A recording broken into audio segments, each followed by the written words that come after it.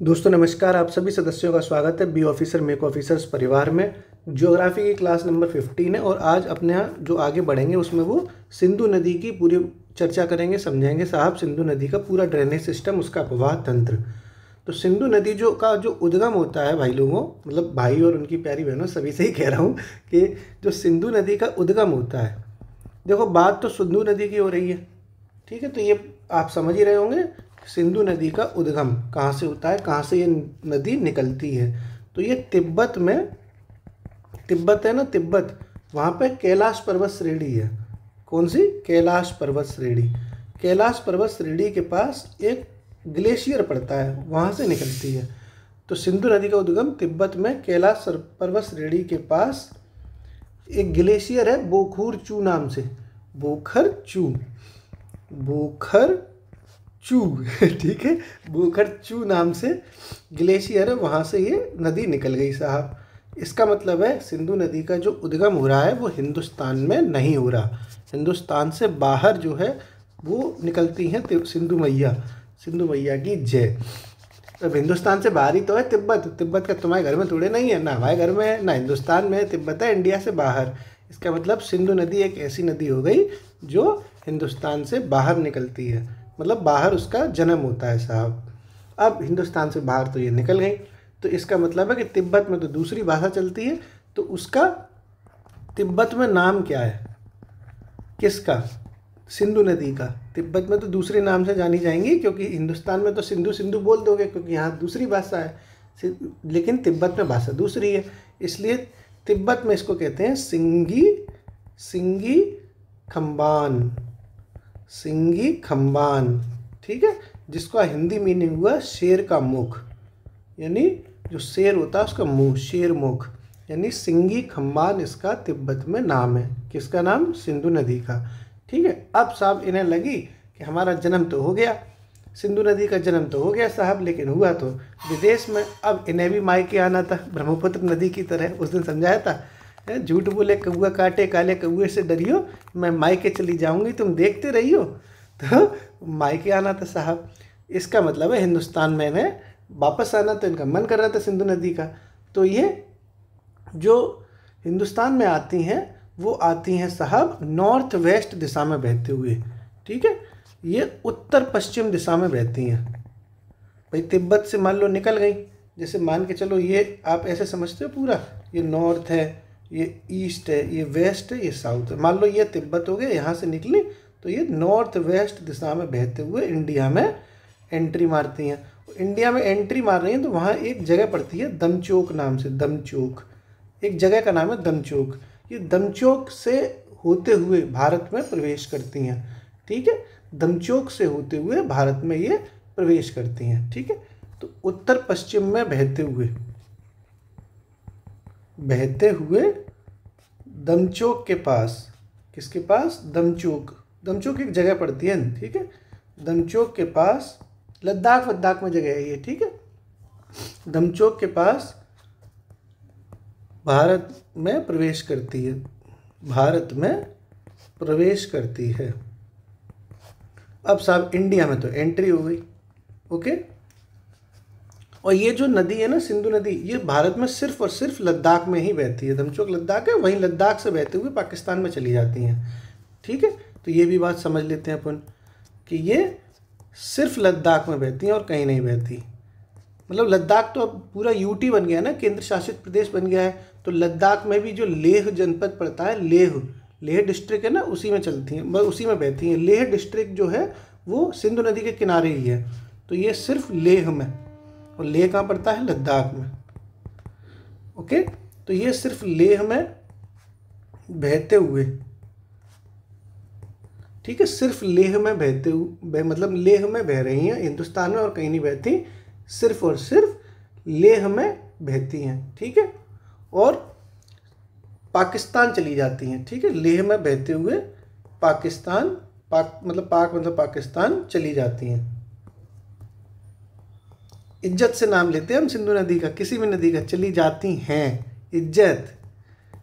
हमें सिंधु नदी कहती है, हम वो नहीं है जो लिबर लिबर करते हैं। सिंधु मैया बोल रही हैं हमसे कि हम वो नहीं है संभव बाबू जो लेबर लेबर करते हैं, हमें चाहिए फुल इज्जत। सिंधु नाम है हमारा, सिंधु। अगर गुस्सा आ गया तो बाढ़ आ जाएगी, बाढ़, तबाही आ जाएगी, तबाही। तो उद्गम पूरा करा दिया। तिब्बत में नाम बता दिया आपको, सिंगी खम्बान। कौन सी दिशा में बहती है सिंगी खम्बान नदी? उत्तर पश्चिम में बहते हुए। और कहाँ इंडिया में एंट्री मारती हैं? तो लद्दाख में दमचोक नाम की एक जगह है, मतलब लेह में ही छोटी सी जगह है दमचोक, उसके बाद इंडिया में एंट्री मारती हैं।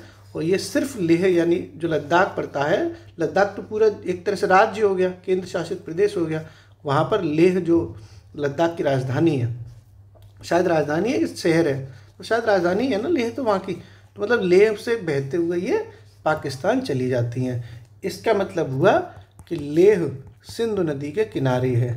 ठीक है, सिंधु, लेह जो है वो सिंधु नदी के किनारे है, और वो भी राइट हैंडेड किनारे पे है, राइट हैंडेड बैंक साइड पे है, मतलब सिंधु नदी के दाएं तट पर है, राइट पे है। ठीक है, दाएं तट पर है। कौन? लेह। ये भी अपन ने समझ लिया, लेह जो है वो सिंधु मैया के राइट हैंड पर है। ओके, ये भी अपन ने बहुत अच्छे से समझ लिया।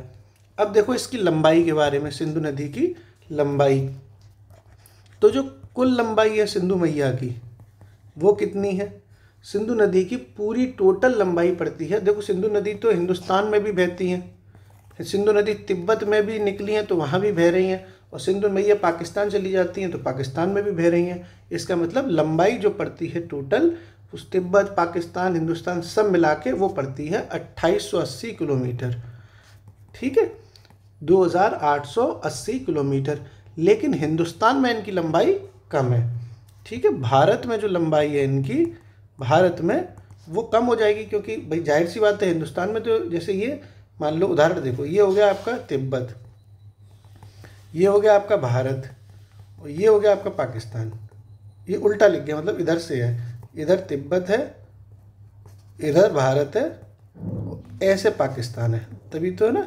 तो मान लो इधर से ये इधर आई, फिर इधर से इधर आ गई, तो टोटल जो लंबाई है वो तो 2880 किलोमीटर है। लेकिन जो भारत में लंबाई है वो कम पड़ेगी, क्योंकि पाकिस्तान में और तिब्बत की हटा देंगे इसमें से, तो भारत की जो लंबाई है वो 1114 किलोमीटर है, 1114 किलोमीटर है। ठीक है, तो भारत में जो लंबाई है वो 1114 किलोमीटर पड़ती है। किसकी लंबाई?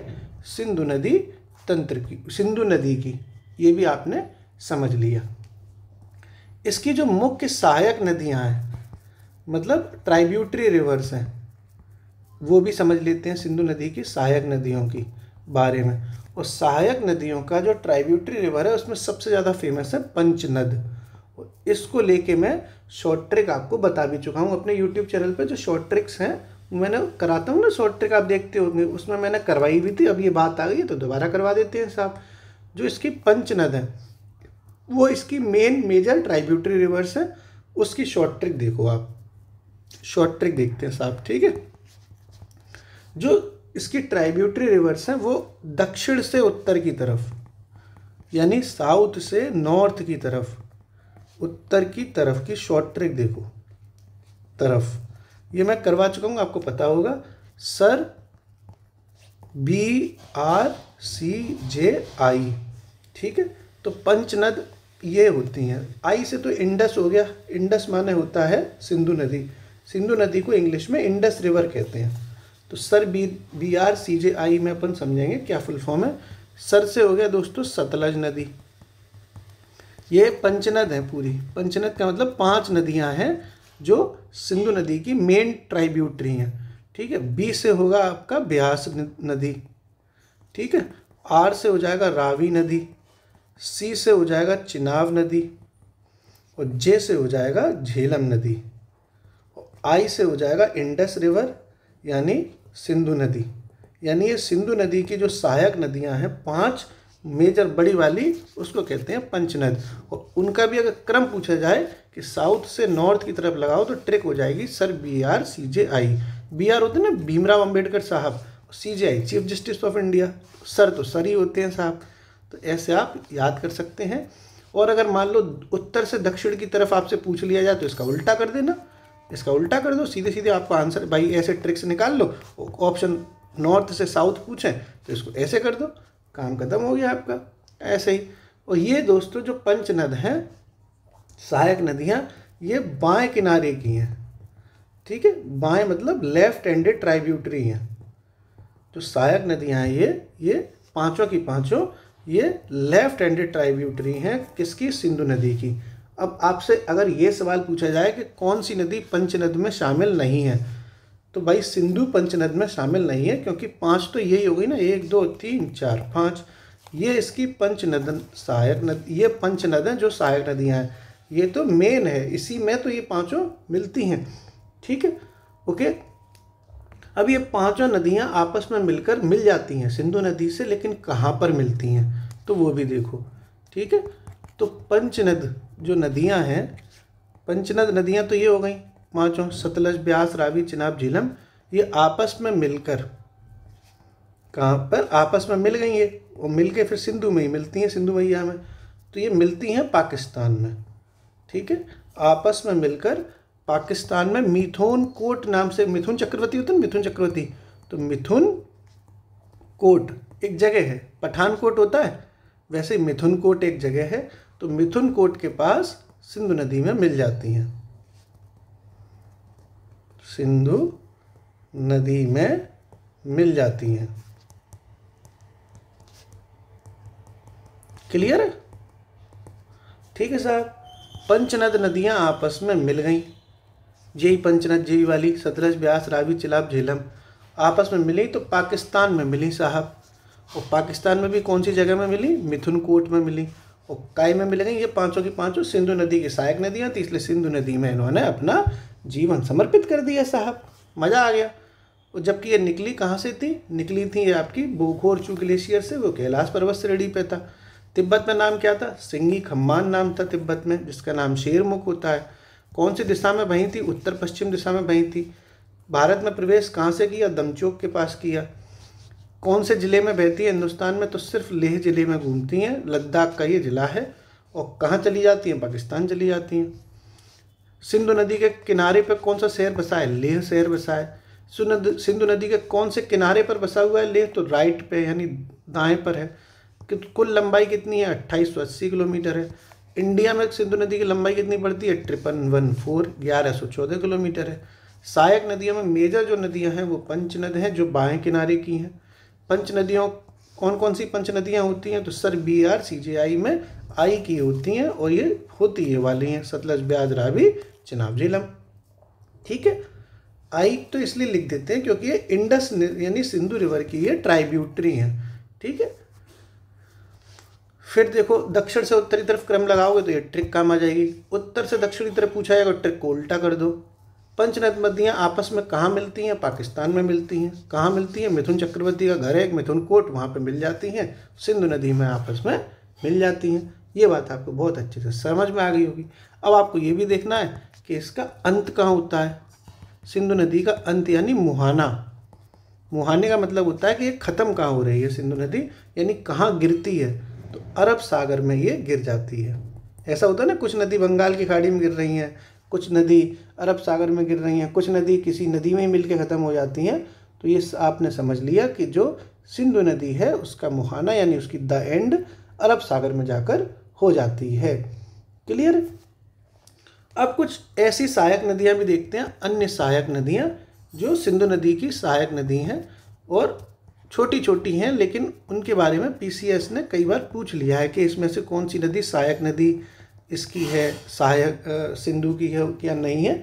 तो देखो कुछ ऐसी नदी हैं जो हम देख लेते हैं, कई बार पूछी जा चुकी हैं, जैसे श्योक, ठीक है, जैसे गिलगित, गिरगिट नहीं है गिलगित, श्योक है गिलगित है, जैसे सिगार, देखो ठीक है भाई, श्योक हो गया, गिलगित हो गया, सिगार हो गया, ठीक है। और अगला देखो काबुल, काबुल एक नदी है, काबुल शहर तो है ही, एक नदी भी है, और एक नदी जास्कर भी है, ठीक है, एक नदी जास्कर भी है, एक नदी आपकी कुर्रम भी है, एक नदी आपकी गोमल है। ये नदियां जो हैं वो सिंधु नदी की सहायक नदियां हैं, जिन्हें हमें समझना है, याद करना है, रटना है, क्योंकि ये आ जाती हैं। ऐसे ही एक नदी आपकी और है, मतलब दो और रह गई हैं, एक नदी है आपकी बिबुआ और एक है संगर, बिबुआ एक है संगर।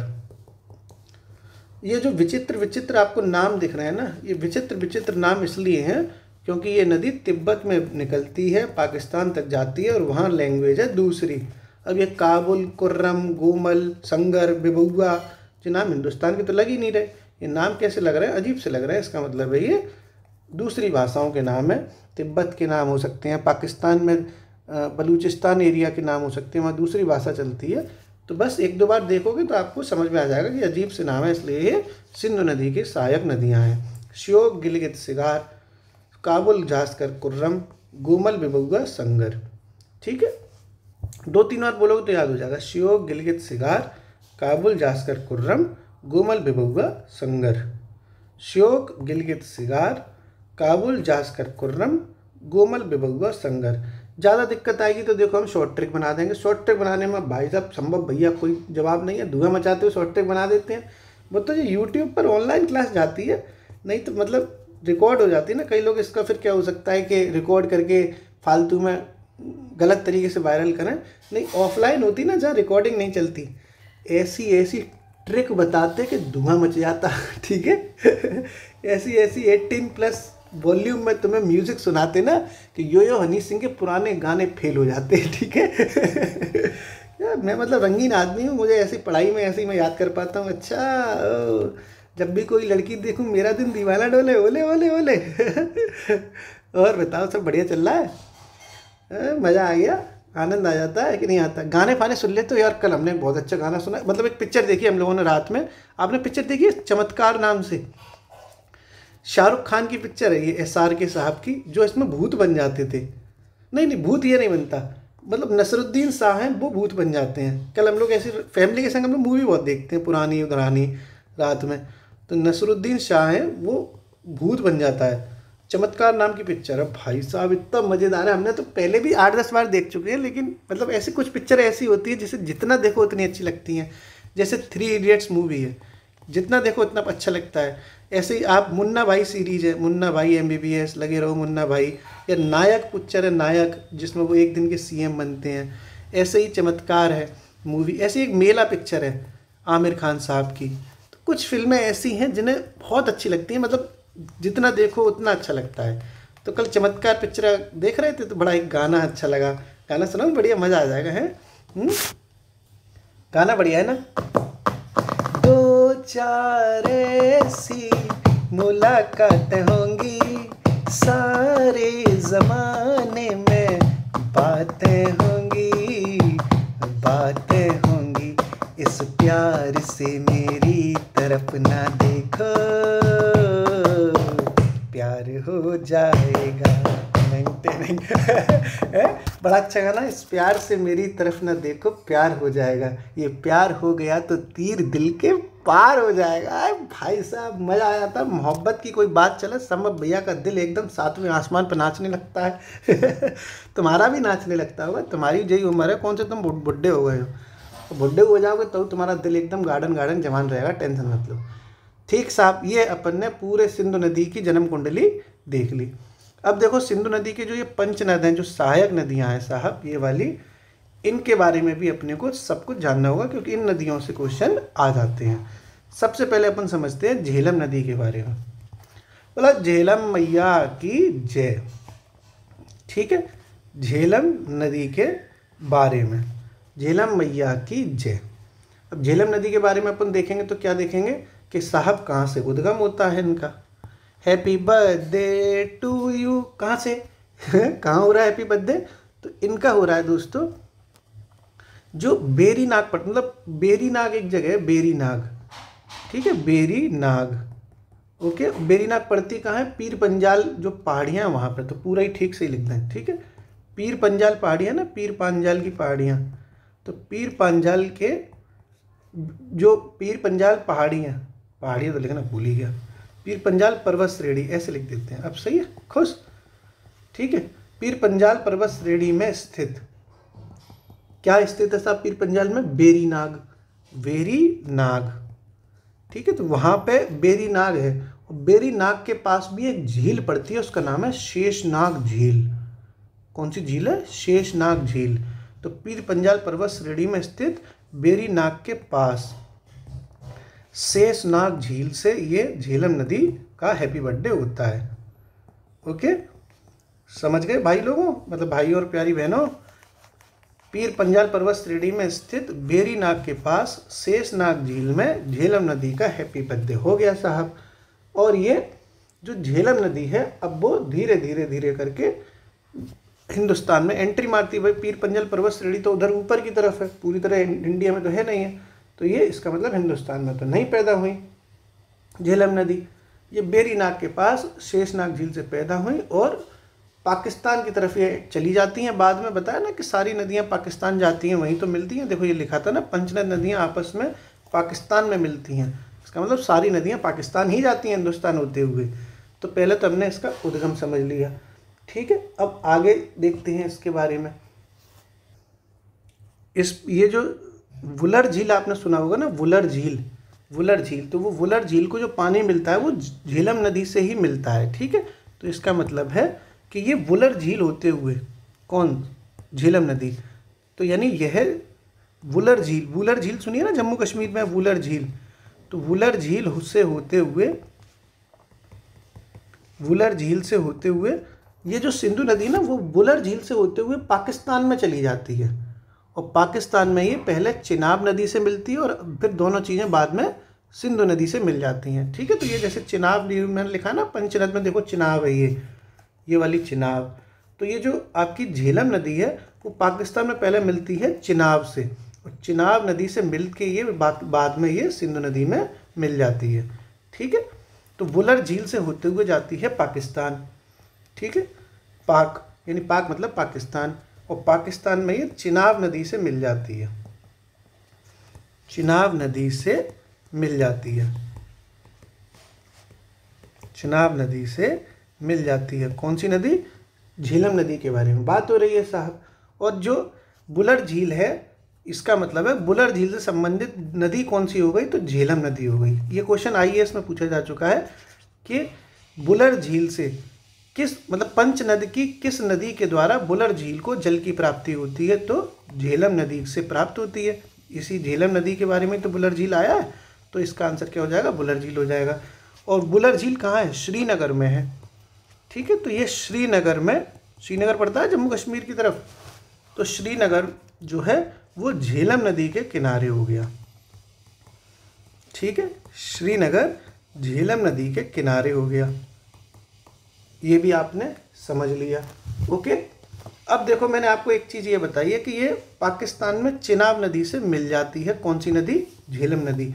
और चिनाब नदी से थोड़ा मिलने से जस्ट 2 मिनट पहले एक ये डैम बनाती है नदी, डैम समझते हो? बांध बनाती है चिनाब नदी से थोड़ा सा मिलने से पहले। उस डैम का नाम है मंगला डैम, ठीक है। तो वो भी आपको लिख देता हूँ यहाँ पर, सारी चीज़ें आपके नोट्स में तैयार हो जाएंगी।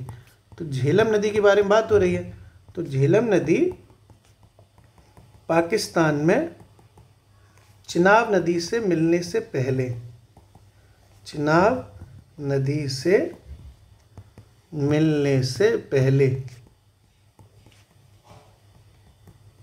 कौन सा डैम बताया था? मंगला। तो मंगला डैम, ठीक है, मंगला डैम का मतलब जो है वो बनाती है, मतलब झेलम नदी पर बना है, कोई डैम खुद थोड़ी बनाती नदी। झेलम नदी पर पाकिस्तान में चिनाब नदी से मिलने से पहले मंगला डैम बनाया गया है। नदी खुद थोड़ी बांध बनाती है, बांध तो सरकारें बनवाती हैं, ठीक है। कोई डेल्टा थोड़े नहीं जो नदी खुद बना लेगी, ये तो बांध है ना, बांध तो सरकार बनाएगी। तो वो जो बांध बनाए मंगला डैम, वो अब समझ गए आप। ये क्वेश्चन पीसीएस में आ चुका है कि मंगला डैम का निर्माण पाकिस्तान में किस नदी पर किया गया है? तो ऑप्शन में झेलम भी थे, ऑप्शन में चिनाब भी था, तो चिनाब पर नहीं किया गया, झेलम नदी पर ये मंगला डैम बनाया गया है पाकिस्तान में, जो चिनाब नदी से मिलने से पहले ही बनाया गया है, ठीक है। क्लियर है ना? ऐसे ही दोस्तों जो प्रोजेक्ट चलते हैं, जल परियोजनाएं कहते हैं उसको, तो एक तुलबुल प्रोजेक्ट और उरी प्रोजेक्ट, ये जो परियोजनाएं होती हैं जल परियोजनाएं, तो ये एक तो तुलबुल परियोजना और एक उरी परियोजना, दोनों की दोनों किस नदी पर है? झेलम नदी पर। और ठीक है, दोनों की दोनों किस पर हैं, झेलम नदी पर। ये भी आपने समझ लिया कि अगर ये पूछा जाए कि तुलबुल प्रोजेक्ट और उरी प्रोजेक्ट कहाँ पर हैं, तो ये झेलम नदी पर हैं, तुलबुल प्रोजेक्ट और उरी प्रोजेक्ट, और ये दोनों के दोनों प्रोजेक्ट पड़ते हैं जम्मू कश्मीर में। ठीक है, तुलबुल प्रोजेक्ट हो चाहे उरी प्रोजेक्ट हो, ये झेलम नदी पर जम्मू कश्मीर में बना हुआ है, जबकि मंगला प्रोजेक्ट इंडिया में ना होकर पाकिस्तान में है, जम्मू कश्मीर हिंदुस्तान में। तो आपने सारी चीज़ें इसके बारे में समझ ली। ओके, आगे बढ़ते हैं अपन अगले पे। जो अगली नदी है वो है चिनाब नदी। चिनाब नदी, इसके बारे में भी अपन लोग समझ लेते हैं। चिनाब नदी, ठीक है, ये है ना जो चिनाब नदी, देखो चिनाब जो इसकी पंचनद में आती है, वो अपन चिनाब नदी समझ लेते हैं। चिनाब नदी देखो सिंधु नदी की सबसे बड़ी सहायक नदी है। भाई मान लो ये पंचनद थी, कहाँ गई, ये ना सतलज, ब्यास, रावी, चिनाब, झेलम, इसमें जो सबसे बड़ी रिवर है लंबाई के हिसाब से वो चिनाब है। इसका मतलब चिनाब सिंधु नदी की सबसे बड़ी सहायक नदी है। ठीक है, सिंधु मैया की सबसे बड़ी सहायक नदी है, सबसे बड़ी सहायक। ये भी तो पूछा ये भी तो पूछा जा सकता है ना कि सबसे बड़ी सहायक नदी कौन सी है, तो चिनाब हो गई।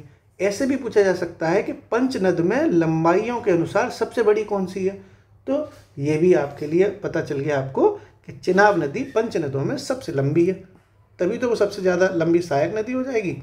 तो सिंधु की सबसे बड़ी सहायक नदी कौन सी हो गई, चिनाब नदी। ठीक है, इस चिनाब नदी के बारे में आपको बताएं कि हिमाचल प्रदेश में इसे चंद्रभागा नाम से जाना भी जाता है। ठीक है, चंद्रभागा नाम से।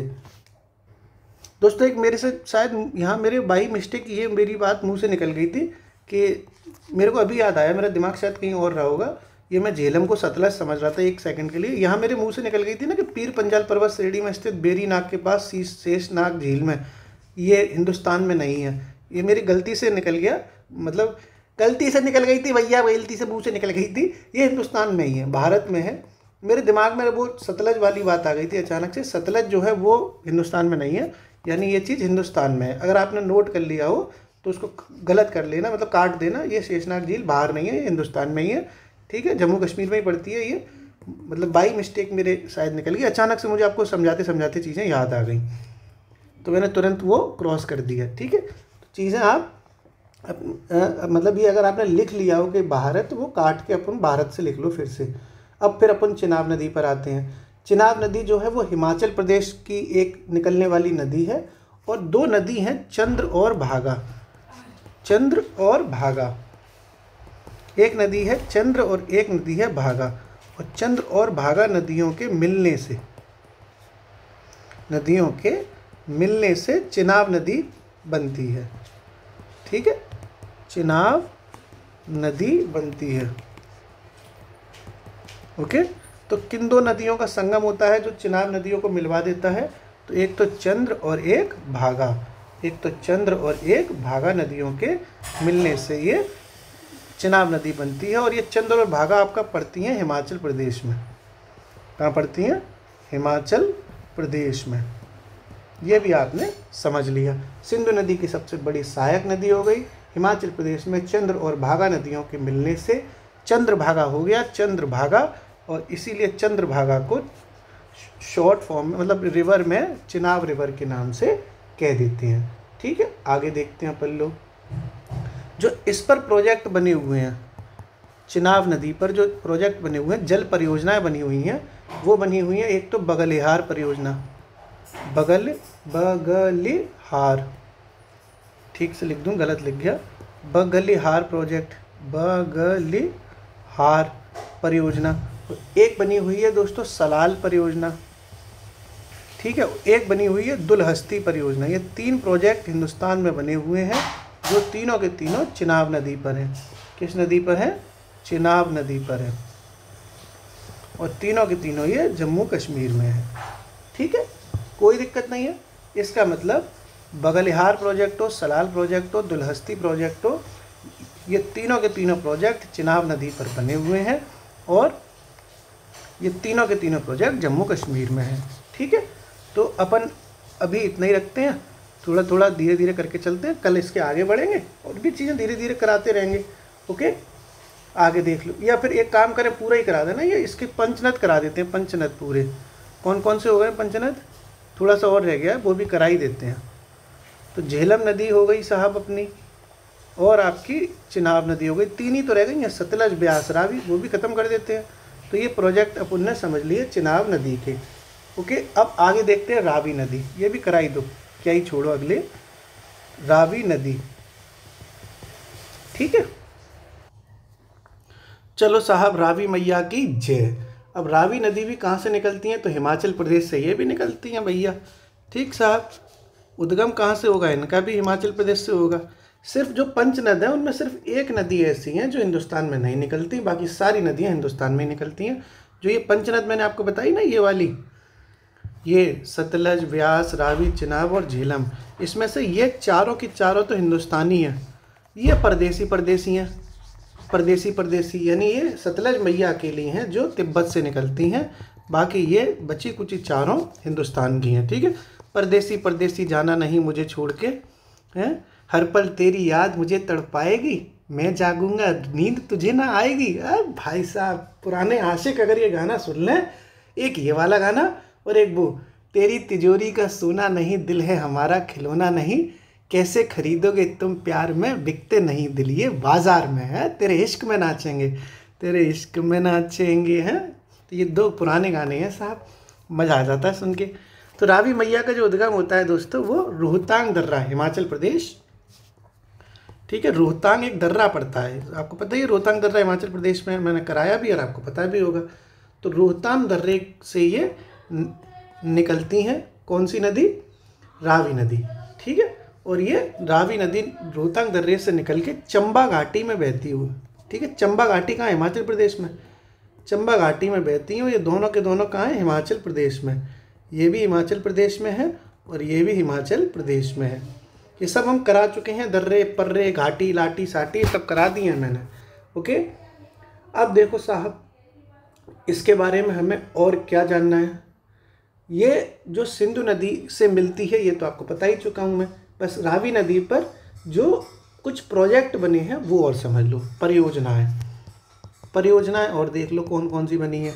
मैं उतना ही कराता हूँ जितना ज़रूरी है, जो नहीं है कि वो PDF की तरह, वो कोचिंग वालों की तरह, हाँ जे भी ले लो घंटा ले लो, जब इतना जो चीज़ ज़रूरी है उतना ही होगा। ठीक है, तो इस पर जो प्रोजेक्ट बने हैं रावी नदी पर, वो एक तो बना है चमेरा प्रोजेक्ट, कौन सा बना है, चमेरा, और एक बना है थीन प्रोजेक्ट, थीन, और थीन का जो दूसरा नाम है वो है रणजीत सागर प्रोजेक्ट, रणजीत सागर प्रोजेक्ट। ठीक है, तो 2 परियोजनाएं कौन सी नदी पर हो गई, चमेरा और थीन, वो हो गई आपकी रावी नदी पर, और दोनों की दोनों ये कहाँ है, हिमाचल प्रदेश में ही। भाई हिमाचल प्रदेश में ही बहती है और कहीं बहती ही नहीं है, पाकिस्तान चली जाती है बहते हुए बस। तो चमेरा, थीन और ये आपके रणजीत सागर से होते हुए, मतलब चमेरा और थीन नदी प्रोजेक्ट के मतलब जो प्रोजेक्ट हैं वो रावी नदी पर बन जाते हैं, और रोहतांग दर्रा से ये नदी निकलती है, रावी नदी। ठीक है, अगली जो नदी है वो भी देखते हैं। अगली नदी है व्यास नदी। ठीक है भैया, व्यास नदी आ गई साहब, व्यास नदी को भी देख लेते हैं। व्यास नदी दोस्तों कहाँ से निकलती है, तो ये भी रोहतांग दर्रे के से ही निकलती है। इसका उद्गम कहाँ से है, इसका उद्गम भी कहाँ से है, रोहतांग दर्रा, ये ना रोहतांग दर्रा, ये भी वहीं से निकलती है। तो अगर ये पूछा जाए कि कौन सी 2 नदियों का उद्गम रोहतांग दर्रे से होता है, तो रावी और व्यास का। ठीक है, रावी ऐसे ही ना, रा से वी से रावी, रा से रावी, वी से व्यास, वी से व्यास हो गया, ऐसे ही मैंने याद करी थी। रा से रोहतांग हो गया, रा से तो रोहतांग हो गया। ठीक है, और रा से रोहतांग, रा से रारवी नदी हो गई, वी से व्यास नदी हो गई। इन्हीं नाम में सब कुछ छुपा हुआ है। ठीक, हम तो ऐसे याद करते हैं लिंक बना के, क्योंकि भैया इतनी GS है, लिंक तो बनाना पड़ेगा, नहीं तो सब भूल जाएंगे। तो आपको भी मैं जब लिंक बनाता हूँ तो आपको बता देता हूँ। रा से रोहतांग दर्रा है, रा से ही रावी नदी है, और वी से आपका व्यास नदी है। लिंक बना दिया मैंने साहब, सेटिंग बन गई पूरी, मुबारक हो साहब। अगला, व्यास नदी भी कहाँ से निकलती है, रोहतांग दर्रे से निकलती है। ओके, और ये कौन सी घाटी में बहती है, तो ये कुल्लू घाटी में बहती है, कुल्लू घाटी में बहती है। ठीक है। तो ये दोनों कुल्लू घाटी भी कहाँ है? हिमाचल प्रदेश में। और रोहतांग दर्रा कहाँ है? ये भी हिमाचल प्रदेश में। कुल्लू घाटी तो मैंने सक्सेस सीरीज में बताई थी, घाटियाँ सारी कहाँ कहाँ पर हैं, तो ये कुल्लू घाटी भी आपकी हिमाचल प्रदेश में और रोहतांग दर्रा भी आपका हिमाचल प्रदेश में है। ठीक है। जबकि ये वाली रावी नदी किस घाटी में थी? चंबा घाटी में, जो भी हिमाचल प्रदेश में ही थी। तो रावी चंबा घाटी में है, जबकि व्यास कुल्लू घाटी में है। मैं एक ही चीज़ बार बार इसीलिए बताता हूँ ताकि आपके दिमाग में परमानेंटली बैठ जाए। अगला, जो व्यास नदी है वो दोस्तों सतलज नदी पर मिलती है। भाई व्यास नदी अपनी सतलज नदी से मिलती है, और कहाँ मिलती है? उसका नाम है हरिके बजाज। हरिके बजाज, हरिके मतलब बैराज कहते हैं ना, बजाज कह रहा हूँ सॉरी, हरिके बैराज। ठीक है। तो यह मतलब ब्यास नदी, यह सतलज नदी से हरिके नामक स्थान पर मिलती है। ठीक है। हरिके एक जगह पड़ती है। ठीक है। तो हरिके नामक स्थान पर मिलती है, हरिके नामक स्थान पर मिलती है, जहां पर हरिके बैराज का निर्माण हुआ है। बैराज समझते हो क्या होता है? हरिके बैराज मतलब पुल बना हुआ है जहां नीचे नदी बहती है, ऊपर ब्रिज है, और उसी ब्रिज से कुछ ऐसे उपकरण लगाए गए हैं कि कुछ एनर्जी बनाई जा सके, ऊर्जा बनाई जा सके। जैसे पवन ऊर्जा होती है, जल ऊर्जा होती है, जल ऊर्जा वाटर एनर्जी, वो चीज़ बनाई जा सके। तो सतलज नदी से हरिके नामक स्थान पर मिलती है जहां हरिके बैराज का निर्माण हुआ है। हरिके बैराज का निर्माण हुआ है।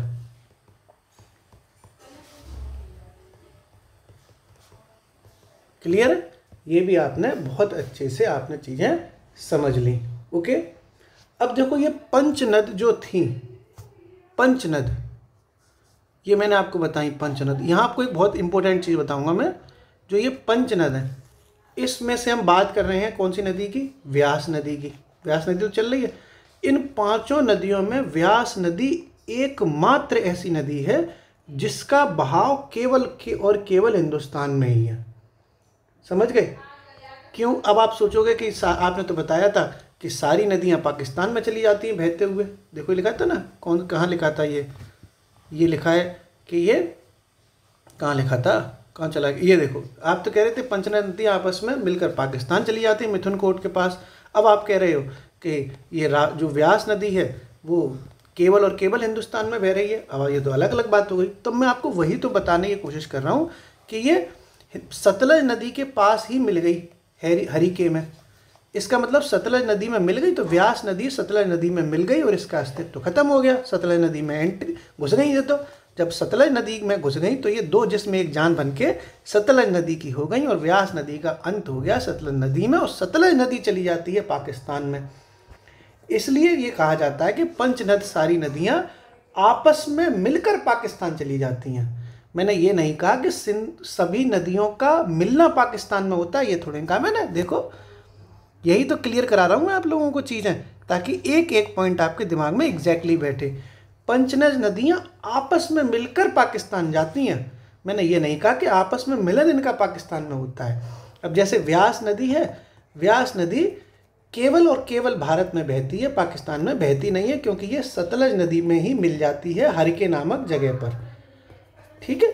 अब आपको ये भी बता दे रहा हूँ कि हरिके जगह पड़ती ही कहाँ है, ये भी टेंशन आपका खत्म। हरिके जगह पड़ती है पंजाब में। कहाँ पड़ती है? पंजाब। तो यानी सतलज नदी से ये पंजाब में मिल गई। कौन सी? व्यास। और पंजाब में मिल गई तो सतलज नदी में पानी चला गया व्यास नदी का, और बाद में सतलज नदी पाकिस्तान चली गई। सब कुछ आपको अब दिमाग में आ गया होगा कि व्यास नदी एकमात्र ऐसी नदी है जो केवल और केवल हिंदुस्तान में बहती है, क्योंकि ये सतलज नदी से हरिके में मिल जाती है। और हरिके पड़ता है कहाँ पर? पंजाब में। ठीक है। इसका मतलब जो हरिके बैराज है वो कहाँ पर है? पंजाब में है, पंजाब में। तो इसीलिए यही पूछ लिया जाए कि हरिके बैराज है कहाँ पर, तो आप हिमाचल प्रदेश ने लगाया हो, क्योंकि हिमाचल प्रदेश की बात हो रही है, तो हरिके बैराज पंजाब में है। ठीक है साहब। इसका मतलब व्यास एकमात्र ऐसी, मतलब पंचनदों में, ठीक है, पंचनदों में व्यास के बारे में बात चल रही है कि पंचनदों में एकमात्र नदी है जिसका प्रवाह केवल भारत में है, यानी पाकिस्तान में ये नहीं जाती, क्योंकि ये सतलज में ही पंजाब में मिल जाती है। ठीक है। जिसका जिसका प्रवाह, प्रवाह मतलब बहना, केवल भारत में है। ये आपने व्यास नदी के बारे में भी समझ लिया। ओके, कोई दिक्कत तो नहीं है, बिल्कुल कोई टेंशन नहीं है। अब देखो ये जो हरिके बैराज है, हरिके बैराज, ये आपसे पूछा जाएगा कहाँ पर है, तो पंजाब में है। ये आपने पूरा व्यास नदी समझ लिया, इंपॉर्टेंट। अब देखो अपना आखिरी सतलज नदी,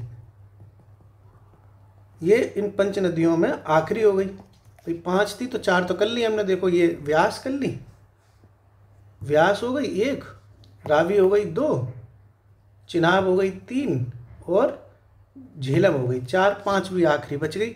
आखिरी कौन सी है, सतलज नदी। इसको भी समझ लो हंसते मुस्कुराते हुए। थोड़ा सा वीडियो थोड़ा लंबा हो गया, पर चलो एक ही बार में सारी चीज़ें आपकी हो गई।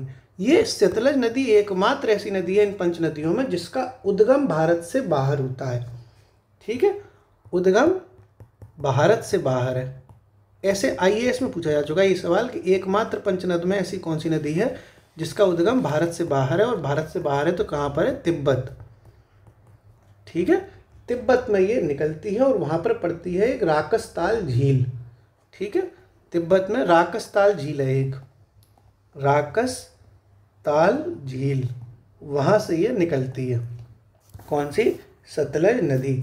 और देखो नाम, तिब्बत में इसका नाम तो दूसरा होगा कि नहीं होगा। मैंने हर नदी के बारे में बताया जो नदी तिब्बत से निकलती है उसका नाम जैसे सतलज तो हिंदुस्तान में है, तो तिब्बत में इसका नाम क्या है, लॉन्ग चेन खम्बाव। क्या नाम है, लॉन्ग चेन है, चेन होती है, चेन, चेन पहनती हैं लड़कियां, पहनती हैं, लड़के भी पहन लेते हैं, तो वो लंबी है साहब, लॉन्ग है। ठीक है, लॉन्ग चेन, लॉन्ग माने लंबा होता है ना, LONG लॉन्ग, तो चेन लंबी है। तो लंबी तो सतलज भी है भैया, तिब्बत से बहते हुए हिंदुस्तान आ रही है, फिर पाकिस्तान चली जाएगी, तो लॉन्ग चेन खम्बाब, खम्बाब। ठीक है, लॉन्ग चेन खम्बाब नाम से ये तिब्बत में निकलती है राकसताल झील से। ठीक है, अब हिंदुस्तान में कैसे आएगी ये, तो ये हिंदुस्तान में कैसे आती है, शिपकीला दर्रा होते हुए। ठीक है, यह है शिपकीला दर्रा। शिपकीला दर्रा कहाँ पड़ता है, हिमाचल प्रदेश में। शिपकीला दर्रा कहाँ है बताओ, हिमाचल प्रदेश में है, हिमाचल प्रदेश। तो शिपकीला दर्रा होते हुए इंडिया में एंट्री मारती है। ठीक है, शिपकीला दर्रा से भारत में प्रवेश करती है कौन सी नदी, सतलज नदी, भारत में प्रवेश करती है। ओके, क्लियर हो गया ना, कोई दिक्कत तो नहीं है, कोई प्रॉब्लम नहीं है। अब देखो जो शिपकीला नदी, वो सतलज नदी है दोस्तों, इसी पर भाखड़ा नागल बांध बना है। प्रोजेक्ट की बात की जा रही है ना, प्रोजेक्ट, तो प्रोजेक्ट में सतलज नदी पर कई सारे प्रोजेक्ट हैं। वो तो हम जब जल नदी परियोजनाएं पढ़ेंगे वो पूरी हम कराएंगे, भारत में जितनी जल परियोजनाएं हैं वो सभी करा देंगे, इंपॉर्टेंट। लेकिन मेन बता रहा हूँ मैं कि भाखड़ा नागल इसी पर है। ठीक है, इसी पर नाथपा जाकरी भी है, इंपॉर्टेंट वाली बता रहा हूँ मैं, नाथपा जाकरी, ये दो तो इसकी बहुत ही इंपॉर्टेंट है। और ऐसे ही जो हरिके बैराज बनना है, हरिके बैराज, वो भी तो इसी पर बना है, सतलज नदी पर, क्योंकि भाई हरिके बैराज ये है ना, ये देखो हरिके बैराज मैंने बताया था। अब व्यास नदी जब सतलज नदी में मिल जाती है तो सतलज नदी पर ही हरिके बैराज का निर्माण होता है, क्योंकि व्यास नदी तो घुस जाती है सतलज में, तो व्यास का तो अस्तित्व ही खत्म हो जाता है। तो हरिके बैराज से भी कौन सी नदी संबंधित हो गई, सतलज नदी। ठीक है, ऐसे ही एक इंदिरा गांधी नहर है, इंदिरा गांधी नहर। इंदिरा गांधी नहर भी किस नदी से पानी प्राप्त करती है, ये सवाल PCS में आ चुका है, और वो प्राप्त करती है सतलज नदी से। ठीक है, इंदिरा गांधी नहर हो, चाहे नाथपा जागरी परियोजना हो, भाखड़ा नांगल हो या हरिके बैराज हो, सभी का संबंध किससे है, सतलज नदी से। और सतलज नदी एकमात्र ऐसी नदी है जिसका उद्गम भारत से बाहर होता है। ओके, कोई दिक्कत नहीं है ना, बिल्कुल साहब कोई दिक्कत नहीं है। अब सतलज नदी की बस कुल लंबाई के बारे में देख लो, क्योंकि ये इम्पोर्टेंट है बहुत। सतलज नदी की जो टोटल लंबाई है वो पड़ती है 1450 किलोमीटर, जबकि भारत में इसकी लंबाई कम है, क्योंकि देखो तिब्बत में भी बहती है, फिर पाकिस्तान में भी बहती है, तो भारत में 1050 है। क्योंकि ये कुछ हिस्सा इसका आपका पाकिस्तान में भी है, कुछ हिस्सा आपका तिब्बत में भी है, तो टोटल लंबाई है वो तो 1450 है, जबकि भारत में लंबाई 1050 है। किसकी? सतलज नदी की। ये इस तरीके से आपका पूरा का पूरा पंचनद हमने आपको करा दिए। अब आप कमेंट बॉक्स में दोस्तों बताओ कि कर्णप्रयाग में किन दो नदियों का संगम होता है। दो नदी मिलती हैं कर्णप्रयाग में, दोनों नदियों का संगम कर्णप्रयाग में होता है, तो कौन सी वो दो नदियां हैं? ठीक है साहब, इस तरीके से आपको हमने ये पूरा कराया दोस्तों। वीडियो थोड़ा सा लंबा हो गया, उम्मीद है आपको ये सारी चीज़ें समझ में आई होंगी हंसते मुस्कुराते हुए। आज संडे का दिन है, संडे का दिन सरकारी आदमी के लिए एक ही दिन होता है जिसमें वो थोड़ी चैन की सांस ले सके। तो मैं भी अब चलूँ हंसते मुस्कुराते हुए थोड़ा घूमने फिरने। स्माइल मारो आप, और मैंने बार बार रिवीजन कराया है इसीलिए ताकि आपको याद हो, और आप भी इसको जैसे आज आप लिख लोगे इसको, तो इसको ना बार बार रिवाइज करो। 15 क्लास हो चुकी है तो ये नहीं है कि आगे बढ़ते जा रहे हो, पुरानी क्लास भी रिवाइज करते जाना। स्माइल मारते हुए शुक्रिया।